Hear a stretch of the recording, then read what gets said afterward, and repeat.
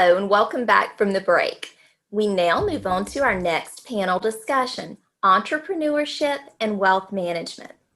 In 2020, small businesses have faced unprecedented operational and financial challenges. Consequently, the evolution of business models and strategies during the pandemic will likely influence the future of entrepreneurship. While the conditions have weakened many smaller organizations, it has also paved the way for others to capitalize on emerging needs and opportunities, leading to an increase in entrepreneurial activity. Our distinguished panel will share their innovative instincts in discussing the new wave of entrepreneurship and wealth management. I'm delighted to introduce our panel moderator, Bob Dougherty. He was previously the CEO of the Jack Welch Management Institute and currently serves as the Dean of the Forbes School of Business and Technology. For 5 years, he served as a Fulbright specialist assisting institutions in the Middle East and Africa. He writes a regular column for Forbes China focusing on education, investments, and leadership. It is my pleasure to turn the floor over to Bob Dougherty. Thank you, Brandy.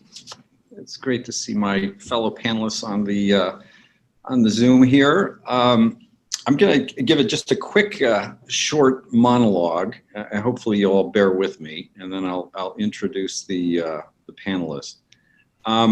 You know, we have been living through and subjected to the pandemic of 2020, and what is clear is the need for rapid innovation. And the word innovation, which has come up several times in the panels today. In fact, most recently, just in the sports panel, they were all talking about how can they innovate their business model. And the word innovation is a word that has been celebrated by Forbes for over a century. And truly never, in I think any of our lives, has there been a more urgent need for more innovation and the need for entrepreneurs to rethink and reimagine the future. You know, aside from the human tragedy of the US has now lost 220,000 lives, there are companies large and small that have struggled or gone bankrupt, and millions of people have lost their jobs. But one thing that history shows us is during times like this, there is tremendous opportunity. There's two household names of companies that I want to share that were started during the great financial recession of 2008 and 2009. In August of 2008, just a few weeks before Lehman Brothers went bankrupt, Airbnb was founded. In March of 2009, when the Dow Jones had hit just under 7,000, and to put that in perspective, it's 28,000 today, Uber was founded in March of 2009. So what this pandemic, I think, is creating is a tremendous need for innovation and a tremendous need for entrepreneurs.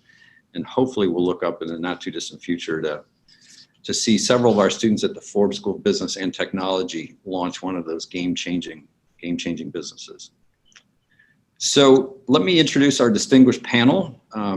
We have Carl Schramm, who's a noted economist, entrepreneur, author of the book, Burn the Business Plan, What Great Entrepreneurs Really Do.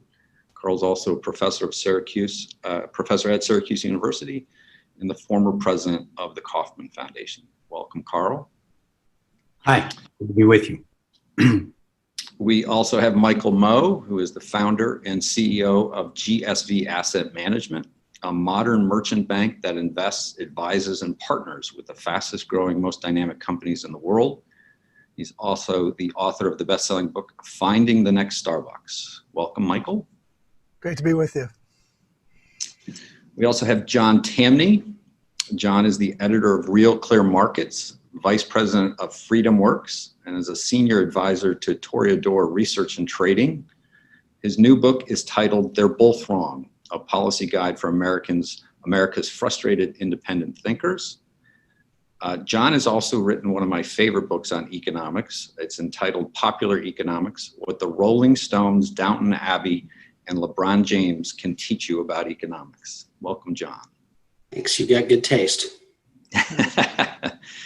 And finally, we have Russ Allen Prince. Russ is truly one of the world's leading authorities in the private wealth industry. He is one of the most published authors on the topic. He's completed work on over 40 books, covering a range of subjects from investor psychology to luxury spending, from understanding the middle-class millionaire to the political philosophies of the super rich. Welcome, Russ. Thank you, Bob. It's great to be here. All right. Well, Carl, let's start with you.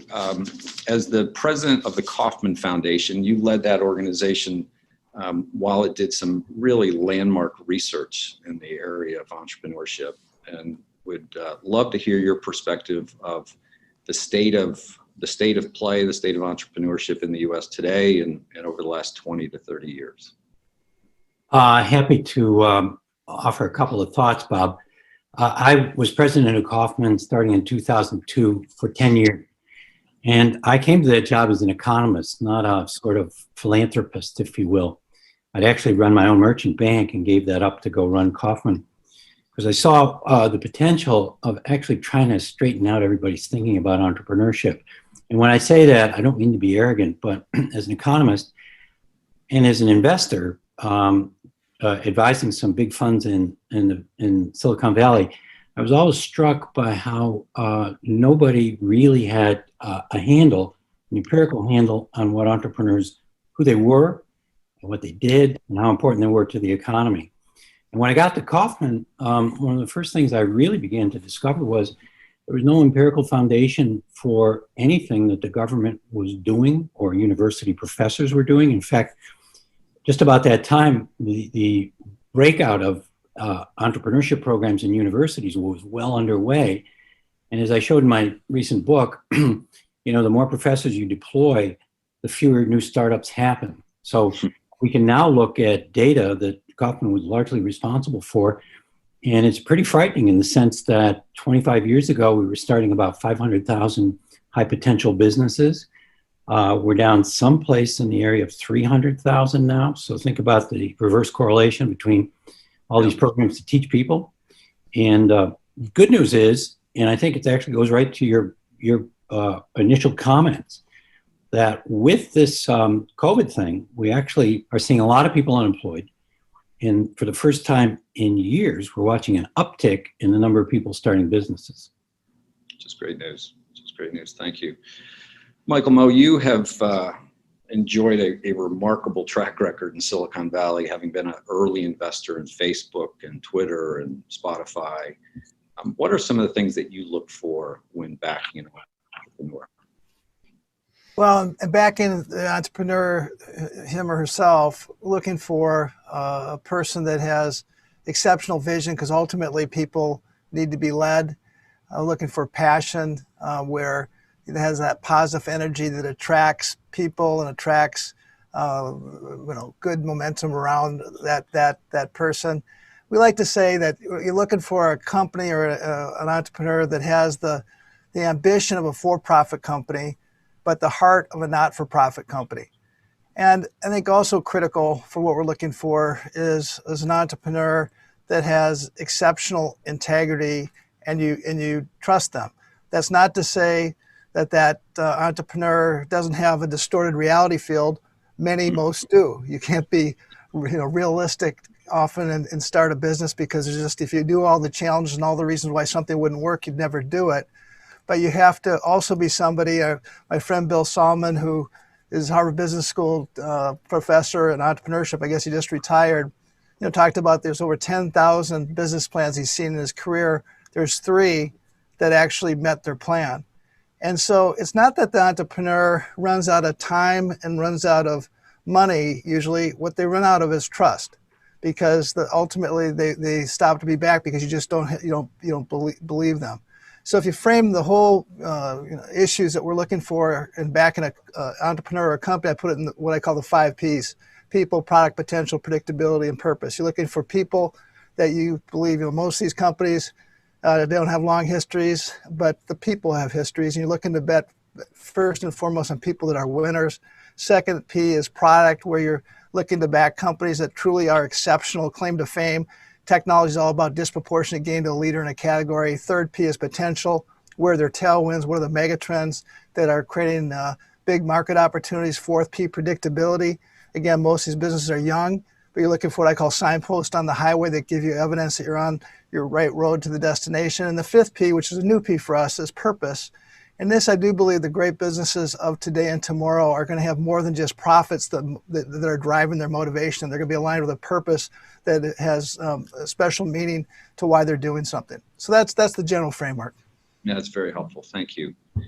John Tamney, you write about Mr. Market and quite often, and the feedback that entrepreneurs and businesses quickly get from the customers that they're serving. You know, how does Mr. Market tell whether or not the entrepreneur is on the right track or not? Well, I think the easy answer is to say Mr. Market tells it by virtue of what Michael just brought up. No business ever runs out of money. What happens is businesses run out of trust on the part of investors. A business can lose money for years if the expectation is that it eventually has a way out of that. And so I guess where I'm taking this is I reject the idea that just because times are bad right now, businesses will come out of this. It cannot be stressed enough that entrepreneurs seek money. Entrepreneurs seek what money can be exchanged for. They seek resources. And so if you go back to 2008, let's consider the unseen. How many more businesses would have been founded back then if not for errant decisions made by the political class? There was no financial crisis. They created there was a crisis, a man-made crisis of error in Washington. And I look right now, this is a human rights tragedy, the panic of politicians have done. But imagine fighting a virus with forced economic contraction. Never in the history of mankind would you fight a virus with economic contraction, simply because economic growth has always been the biggest enemy of disease, and poverty is the biggest killer mankind has ever known. And so my question now is, there's no doubt some great businesses will be seeded out of this man-made disaster that's hitting those with the least the most. But again, entrepreneurs are seeking resources. Imagine how many more innovative ideas would have been founded in 2020 had politicians not decided to literally destroy an economy in order to save people. Yeah. Interesting parallels to the early 1930s as well, when the money supply was contracted and the politicians actually thought they were helping when in fact they weren't. Russ Prince, you deal a great deal with families and wealth management, and I think everybody understands that becoming an entrepreneur, as Michael Moe shared, is a deeply personal and ultimately a team game that you need to rely on your family to be successful. In your experience covering this sector, what are some of the dynamics, the family dynamics that play into entrepreneurship? Well, Bob, family dynamics are, I say, part and parcel of entrepreneurship. And it doesn't matter if you're talking about a family business or a solo entrepreneur. You know, families can do two things we find very often. On one hand, they can turn rational decisions into abject stupidity. For example, talking to an extremely successful family who gave a major division over to their 22-year-old son because it seemed right at the time. Obviously, it didn't turn out that way. But on the other hand, families can do an amazing job of helping support entrepreneurs, keep them motivated, keep them pointed in the right directions. It just is a really incredible dynamic where the family is helping the entrepreneurs make this work. Now, what we've found is that some of the most successful entrepreneurs really know how to manage this dynamic in their family. They know how to handle the bad seeds that cause them problems, and they know how to take the best resources of their family and make it work for them, right? They're able to channel all of this. Now, I make the claim that almost every family is dysfunctional. I say almost. My mother told me, for example, that our family isn't dysfunctional, and this is when my brother was living in a studio apartment with 60 cats, and by the way, I've been social distancing for a decade now. Nevertheless, when you talk about the dysfunction, it's part and parcel of this. And the most successful people are able to actually use those issues and make it work for them and make them more successful and make them more driven. And they really come through in difficult times. That's very helpful. Thank you for sharing that, which really speaks to the barriers that entrepreneurs need to overcome. I think starting a business in an apartment with 60 cats, I'm allergic to cats, so I think Me too. That would not be the place I would start a business. But Michael Moe, you have the luxury of sitting in the heart of Silicon Valley. You've been there for 25 years. You have seen countless pitches and countless businesses come and go. You know, if you had to distill down, what are some of the key barriers that an entrepreneur who's just starting out needs to think about and overcome? Well, maybe start with, to feed off the last question, our families. I mean, I think often an entrepreneur has so many voices in their head, and most of those voices are telling them it's friends, it's family, it's colleagues at their current employer. It's telling them all the reasons why what they're looking to do isn't going to work. Having a great supportive family is extraordinarily valuable, and I think you see many of the great entrepreneurs, have that luxury or have benefit of having a family that's really supportive. But many times you hear a lot of bad voices. So I think, one is, I call it the small person from a small town problem. They have trouble seeing themselves being successful. I think one of the misconceptions is that it's about capital, access to capital. And maybe there's some truth to that, depending on where you are in the world. But I think that access to capital has been democratized in many respects, not only through the venture capital routes, but angels and other sources of capital. I think the biggest issue that impedes the entrepreneur is, again, having that ability to have the magic of thinking big, the idea that if you can conceive it and you believe it, you can achieve it. But that also married against the issue of it's the magic of thinking small, because I think you see entrepreneurs sometimes they're trying to boil the ocean as opposed to building on success. And so we talk about this signpost on the highway, do one thing really well and then go to the next signpost, and that kind of evidence and confirmation and confidence that an entrepreneur is on the right track. But again, I think a lot of it really is in that mindset of seeing yourself being able to succeed, because there's so much noise that's telling you why you can't. Yep. Yeah. John and Michael just alluded to it. You said it earlier, businesses typically don't run out of capital. And, oftentimes friends and family are the basis of the initial amount of capital, and having the right regulatory environment that businesses are encouraged to be launched and grow in. What role do you think, if any, the government should play in entrepreneurship? Well, it's such a trite statement, but I'll say it anyway. It should play as minimal as a role as possible. And I base this on the basic truth that governments are conservative. Now, let me explain. They're conservative in the sense that they only know the known. Governments cannot be investors, because what is an entrepreneur? An entrepreneur is someone who believes something deeply that just about everyone else rejects. And so governments, as a rule, cannot put money behind these people. They can't do it effectively because they can't shut down their failures. And so what you want is government doing as little as possible, particularly when it comes to neutering the rich. Precisely because entrepreneurs are doing what just about everyone thinks is ridiculous. Let's never forget, if you were an Amazon shareholder in the early 2000s, you were made fun of. It was Amazon.org. And I'm sure Michael could list countless top VCs that turned down Amazon back in the day, Facebook, the list is long.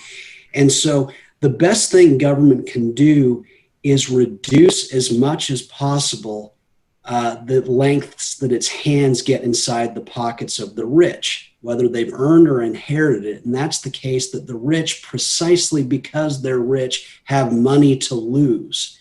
Without people who have money to lose, society can't progress, because it's only those who have money to lose who can invest in companies that over 9 times out of 10 will die. Carl obviously knows this much better than I do. And so government does a huge disservice to progress when it presumes to help us by going after the richest among us. In fact, what it's doing is it's putting a bullseye in progress and not neutering Jeff Bezos' heirs. What it's doing is neutering those who don't have much, but who have a dream for creating a lot of wealth. And so, I would say always the biggest thing is to reduce the government's share of the wealth created and inherited by the rich. Yeah. Carl, care to comment on that? I would only say that, as usual, John is operating at the macro level. And I dispute not one thing he said in terms of the government reaching out to basically neuter risk capital all over the place. I'd come down to a much more micro level answer, and that is, when bureaucrats start to think they know how to start businesses and pick and choose among winners, it's always a debacle. So one of my particular views is, which I've articulated a lot of different places, is you should get the Small Business Administration totally out of the notion that it is a competent center for encouraging entrepreneurship. The last, I'll make one evidentiary point. It is the SBA that worked on the Treasury to now make it a condition of getting an SBA loan that you have to file with your bank a formal business plan. All right? How could you more bureaucratize the yeasty, crazy stuff that an entrepreneur wants to do? And in the old days, when we had lots more community banks that really functioned much more like venture capital, which don't exist anymore, people didn't ask for business plans. They asked for projected spreadsheets of income and balance sheets, and that was the end of it. And the banker either trusted and took the risk with the capital of his depositors, or they didn't. That's interesting. In fact, Steve Forbes this morning in the keynote talked about the demise of the community bank and just over-regulation really retarding growth and entrepreneurship. Russ, the idea of making money, providing access to funds, wealthy families historically have played a really important role in that. The Rockefellers with Venrock Capital is considered one of the very early venture capital firms, if not the first in the United States. But the mindset of making money and keeping it require two different character traits oftentimes, and just would love to get your perspective on that. Entrepreneurship is without question the engine of private wealth creation. And you have entrepreneurs creating family offices, and these family offices are able to deliver state-of-the-art wealth management solutions for these families. And one of the things that they are doing, and they've been doing for some time now, and it has picked up because of the crisis, is they're investing heavily in private businesses directly. They are putting enormous sums of money into, entrepreneurs, venture capital, private equity. They are teaming up among themselves to do so. These are called club deals, where they pool a lot of the money and they also pool their resources and connections to help these businesses. Some of them are creating consortiums, which are the equivalent of private equity funds, where they're putting the money and support. And they're doing this because this is the way they're going to create more money. At the same time, many of these family offices can use sophisticated wealth management strategies. So for example, if you have an investment portfolio and you decide you don't want to pay any taxes, and I mean any taxes whatsoever, on the growth of that portfolio, there are strategies you can use and that family offices are using to ensure that all the growth in that portfolio is tax-free. So what you're getting is a combination. You're getting the ability to invest and focus their efforts to create more wealth. And they're doing it because, going back to John's comment, they're taking the risk. They can afford to take the risk. They have the resources to take the risk. And they have nice long timelines where they're willing to follow through on ideas much quicker than, take a much longer time frame than most other types of investors. And at the same time, they are they have access to some of the most sophisticated wealth management strategies available that is amazingly effective in protecting their wealth from everything from unfounded lawsuits to the tax regimes. Yeah. You talk about taking a risk, and oftentimes the vision of entrepreneurs these days is the 19-year-old that comes up with the brilliant idea and then monetizes it 2 years later with a big NASDAQ listing, and then starts their own family office. But taking on that risk oftentimes requires a lot of support, not only from family and friends and so forth, but there's professional organizations that venture capital firms provide. And Michael Moe through GSV, which I didn't share this at the beginning. GSV, everyone stands for Global Silicon Valley, and Michael's firm has incubated some really terrific companies out of GSV. And so Michael, just for our students who are thinking about becoming entrepreneurs, how should they think about incubators? Well, what I like to say is that old McDonald had a farm, E-I-E-I-O. New McDonald has a startup, E-I-E-I-O, but it's about entrepreneurship, innovation, education, impact, and opportunity. And what an incubator, a good accelerator can do is, birds of a feather flock together. It puts you in a support group. It puts you in an environment around other people like yourself that are trying to build businesses, start businesses, and that's hard. And so being around people that are, working until 2 o'clock in the morning and putting turning the coffee machine in the, when they get back, and that's helpful. But I think more importantly, it's, you're looking for, to have four things happen.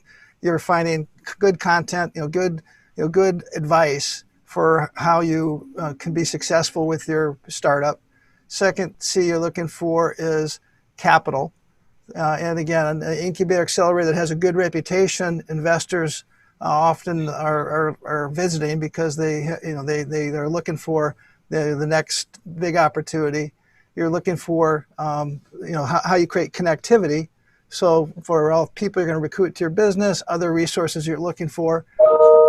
C is confidence, because again, it's both challenging. You go through all sorts of ups and downs, but how you build that confidence to keep moving forward, I think that's what a good incubator accelerator can do. Thank you. Yeah, and confidence is the word, I think, and what COVID has done is shaken the confidence of a great many people. And I think a lot of folks are just trying to find the new normalcy. And entrepreneurship, I think this panel would agree, is hard. It's uncertain. It's full of risk. And organizations like GSV have done a terrific job of supporting entrepreneurs. It's the truth. I, as full disclosure, I served as a mentor at GSV for some startup companies several years ago and saw it firsthand. So. You guys are doing terrific work. I'm very keen to get the panel's thoughts on how COVID has changed entrepreneurship. And Russ, I'll start with you in terms of the way you think, family offices are rethinking, and not only just the management of their family office, but the way they're thinking about entrepreneurship, the way that they're thinking about funding early stage businesses, because there's truly not a family office in this country that did not have an entrepreneur at some point in the family's history that made the family fortune. Well, it was mentioned before that innovation is sort of key to all of this. And the family offices are sort of small businesses that are very quickly innovating. And they're innovating in a number of ways. They are putting more and more money, billions upon billions of dollars, and it's pretty easy to track, into investing in entrepreneurs. They're also making a much more concerted effort, because the generations are changing, to invest in their own families and create entrepreneurship. They have a concept called the family bank, which is the equivalent of going to a VC firm or a commercial bank and getting money. A family member will go to this institution built inside their family office to get money to create new companies. And they have to go in with some ideas, with passion and all the rest, but it's still supporting family members, and it's now being used to support non-family members. They are really behind this whole idea of creating new wealth and new possibilities and doing something significant. And that's part of what comes out of a lot of this. It's that it's not only about the monies that are being created and the wealth and so forth, but that it's doing something, unique or creative, and many times that's socially beneficial. So they've pretty much made the commitment. I think that COVID has just accelerated this. This was happening before. Now it seems to be a more pressing issue, and more resources are being put behind it. Thank you. Carl, how do you see COVID changing the world of entrepreneurship?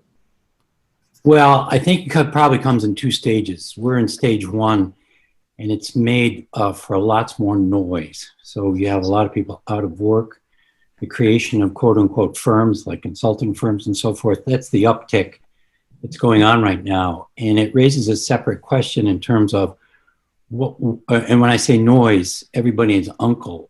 People who have no degrees in biology are out trying to cook up something that looks related to a COVID vaccine or some therapeutic intervention or some new twist on PPEs, okay? So there's tons of noise. I think in the long term, we may actually settle out to actually get a lot more sober about entrepreneurship. And by that, I mean, building on something Michael spoke of, I would just say that there's a handful of really good incubators and accelerators, a handful. And the audience should actually appreciate that. Just picking cities, let's say Hartford, Connecticut, or Lincoln, Nebraska, or Tulsa, it's unlikely you're going to have a group of people working in an incubator that are going to get to a real innovation. It can happen, but the social support systems, the university support systems are just not present. There's not enough of it to go around.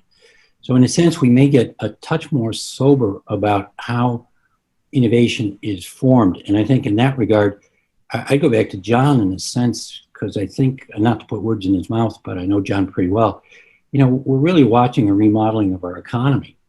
And if, as Russ says, I agree 1,000% with him, that the instigation of the new economy is always in the hands of the entrepreneur, it's very important that we get this right. Yes. Yes. John, Carl just touched on a number of topics related to the role of government.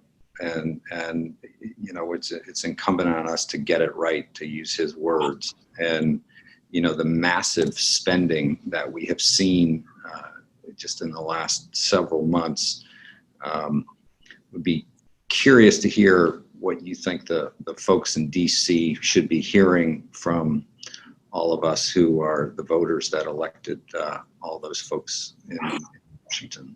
Well, the first thing is that there's no such thing as stimulus. All wealth is created in the private sector. And so to presume that government can stimulate the economy by taking money from it and then redistributing it gives new meaning to double counting. The growth already occurred. That's why government has the money. Governments can't stimulate. Economies have to grow so that they can waste money. What will this mean? What will these last 7 months mean to entrepreneurialism? I think most likely nothing. I mean, you think about someone like Phil Knight. He stared death in the face every single night for just about the first 18 years of the company, having to tell his wife every night that, yeah, I think the company's going to survive when he really thought it wasn't. And so you think about what this means for entrepreneurs. This is nothing for them because they're used to death, that politicians figured out just a more inventive way to wreck people's lives. This is what they face every day. But what it potentially does is, again, there are no entrepreneurs without capital. And so the question is always going to be, will those who have access to capital be a little bit more careful with it now, knowing how quickly politicians can wreck things for so many businesses so quickly? And so entrepreneurs, they're not going to change. They're already doing things that everyone thinks is ridiculous, but they've got vision where others don't. but will there be the capital for them in the abundance that it's been there historically, given once again how rapidly Republicans and Democrats saw fit to destroy businesses needlessly? Hopefully that will change. Michael, clearly there's going to be some winners and losers coming out of COVID-19 and this pandemic, and you're already starting to see, as Carl alluded to, the remodeling of the economy. And so, the products and services that you think will be the winners in the years to come, and I think we've already seen some of the obvious losers are the ones that are facing some challenging times. So how do you see the next few years for entrepreneurs? Yeah, so first of all, I think what's happened is a game changer, like other past huge events like 9/11 and World War II. Effectively, you have, it's so dramatic, you have what I call BC, before Corona, and you're going into AD, after the disease. Effectively, what's happened, though, in this change is trends that were already in place, generally speaking, what has happened is they've accelerated. So the future has become the present. So looking at some of the mega themes that I think are here and are going to be going forward, obviously digitalization, but the knowledge economy, where what you know, your knowledge makes a difference for an individual, a company, a country. The global Silicon Valley is a second theme. Ironically, in this world of isolation where you can't get on airplanes, Zoom has made basically time zones irrelevant. The world, ironically, is getting more connected, more globalized. A third trend you see is everything is smart. Smart cities, smartphones, smart homes. Another trend, fourth trend, is what I call homework. So no longer is the office going to be essential, but your Zoom room at home is going to be essential. Sustainability, Generation Z and the millennials are demanding that, not only for a company that they work at, but for who they're going to buy from. Other themes, data is obviously king, and whose data that really is another big thing. Infobesity, the world is awash in information. How do you create insights, the value of that insight? Everything becoming a subscription. And so whether you're talking about a fitness or your music or education, I think that's all in play. And the last theme is contemporary capitalism, this idea that it's no longer just the one stakeholder of the shareholder that mattered. It's the customer, it's the community, it's the employee, it's the environment. So those are some mega themes that I think provide a backdrop for specific industry. Obviously, digital themes are exploding. Digital education is extraordinary in terms of what we're seeing there and the shift that's taking place in a $7 trillion industry. So that's just some quick comments. That's terrific. Thank you. I just wanted to, before we open it up for questions, we'd just like to do just a quick round robin. If you had one piece of advice to give somebody who is considering becoming an entrepreneur, starting a business today, what would that piece of advice be? And we'll start with Russ and then go to Carl and John and finish with Michael.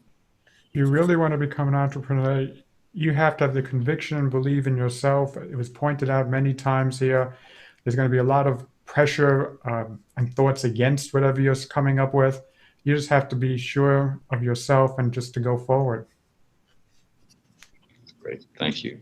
Carl? I'll touch data, Bob, and just say that you have to be wary of the 21-year-old entrepreneur. And my counsel to the 21-year-old entrepreneur is take a job in a big company around 35, 36, 37, 38. You'll see your idea. It will probably ambush you, and then you're an entrepreneur. That's terrific. And I encourage everybody to buy Carl's book. And one thing that Carl shares in the work that he did at the Kauffman Foundation, which is really noteworthy, is that we have this cultural belief that the entrepreneur is this 21-year-old gal or guy, when in fact it's somebody that has worked for a bigger company that is in their mid to late 30s. John Tammy, one advice for somebody thinking about becoming an entrepreneur right now? I would say if I've heard of your idea, then you're not an entrepreneur. It better be something I've never heard of. That is a whole hours of conversation, that one topic. That's terrific. Thank you for that. Michael Moe. Well, I'd say first and foremost, get a dog, because there's nothing that's more valuable to you as an entrepreneur than having actually somebody who likes you all the time, because that's super important. The second, don't run out of cash. third, get a coach, and the fourth is don't stop believing. That's great. That's great. All right, we have a few minutes here before the panel ends, and I suspect there are a number of questions here. And Brandy, I may need your help to be able to access the questions. Absolutely, I'll be glad to help with that. Let's see, here is a very good question. It says, John spoke of the stimulus not being a thing. I've noticed in my studies of the government that it creates money for the stimulus and then it gets redistributed to others. They spend it, it goes back to the private sector. As a panel with much more knowledge than I, would you consider this to be an accurate observation of how a stimulus is normally spent, and then it's distributed, and then it's normally immediately respent by the recipients? John, do you want to take that? Yeah, it's correct in the sense it's just redistribution. There's no economic growth to speak of. The growth occurred, government has the money or government borrows the money from the private economy and redistributes it inefficiently. So there is no economic growth. I think the question was how quickly the economy come back. I think it's going to come back quickly no matter what. Usually politicians get us into wars that wipe out a generation of young people. So in this case, they actually did pretty well this time in their sheer stupidity. They didn't wipe out millions of lives, but I would just say the economy would come back much more quickly if there hadn't been any government spending. People forget that that's why we had the 1930s. It was the massive increase in spending. When government does less, recessions correct very quickly, because all recessions are a sign of an economy that's about to grow. They're just, during certain periods, we make mistakes. Recessions are a cleansing of them. It's only when politicians try to fix what's wrong that they exacerbate the error. Great. Brandy, are there other questions? We have one additional question, and this one specifically relates to the potential of getting an immunization for COVID in the first quarter of 2021. How does the outlook differ if that immunization materializes in first quarter of 2021 compared with if it does not? Carl, do you want to take a crack at that one? Well, economists are famous for this phrase, self-fulfilling prophecies. And in a sense, the notion of a vaccine has entered our common psyche as something that has iconic, much larger than life importance. So, you know, to the extent we get it, everybody will say, well, we jumped that hurdle and the economy will come back. That, again, is an empirical question. And we are so invested in it, by the way, science can't even have a conversation about issues such as herd immunity. Brandy, I'm going to throw one question out before we wrap up. All of the folks on this Zoom call are Americans. The United States, from a standing start 240 years ago, has created easily the most advanced civilization in the history of the world. We've got the best medical care, the best research institutions, a remarkably dynamic economy. How do each of you think about the American dream in the sense of entrepreneurship vis-a-vis our standing in the world and with other countries? And Michael Moe, I see you're shaking your head, so do you want to lead off on the answer to that question? Well, I'll answer both with the Global Valley and the American Dream, which is basically what Global Silicon Valley is about, is the mindset of innovation, entrepreneurship that's made Silicon Valley such a remarkable place, is really spreading throughout the world. It's no longer a physical place, it's a mindset. I would say the same is true about the American Dream, which basically this American Dream, this aspiration that it doesn't matter where you start, it's where you end up. It's not who your family is or when you went to school, it's about your ambition and your drive and so forth. I believe that's happened. I think this American Dream is the China dream, is the Indian dream. What we need to do as a country, I believe, America has to kind of get its mojo back. has to get that view, that belief that, really this is the land of opportunity. It's meritocracy. It does, your future's not determined by how well you select your parents. It's about what you do with your life. And so I believe that that's possible, but I think we have to get that spirit back. Russ, would you want to add anything to that? Yeah, we're finding that it's the people who are in the position, for example, to create those family offices, to benefit personally, to do all of it, they're all entrepreneurs. As you mentioned, somewhere down the line, to create this kind of success, there was an entrepreneur, there was a business, there was something that really worked. And this is happening all across the world now. And you're seeing this pop up everywhere. So I'm not sure if it's American required or so it's limited.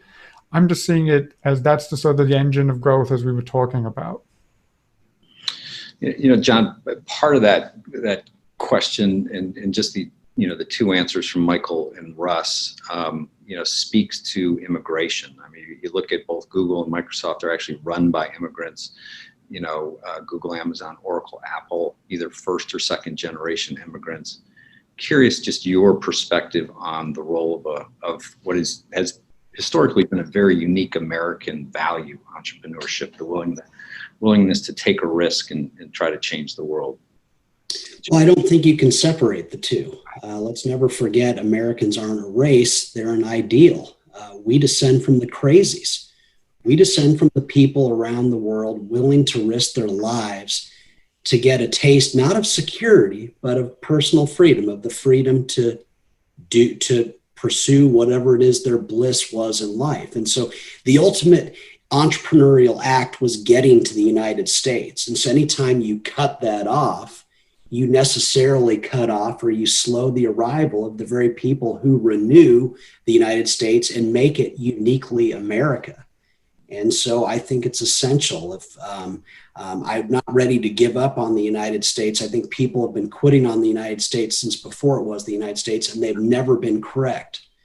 But it would certainly make me more optimistic if there were a reasonable assessment of why we are the most amazing country on earth. And we are, and we historically have been, because we've taken in the strivers from around the world who wanted something better. And that's why our entrepreneurs are known globally, because they descend from the ultimate entrepreneurs, or they are the people who risked it all to get here. Yeah, very well said. Carl, we'll give you the last word before we wrap up. Well, just building on John's point, all the data in the world point to we have the most per capita starts in the world. We are still an entrepreneurial country.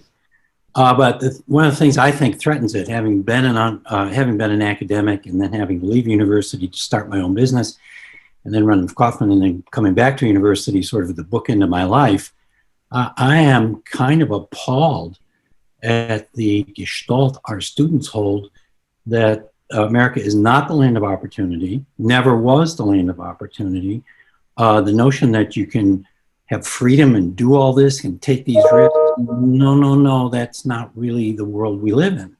So in a sense, our mojo, when Michael says we should get our mojo back, in many ways, our mojo is being washed out underneath us. And if kids believe this, good heavens, what are we going to do when they're adults?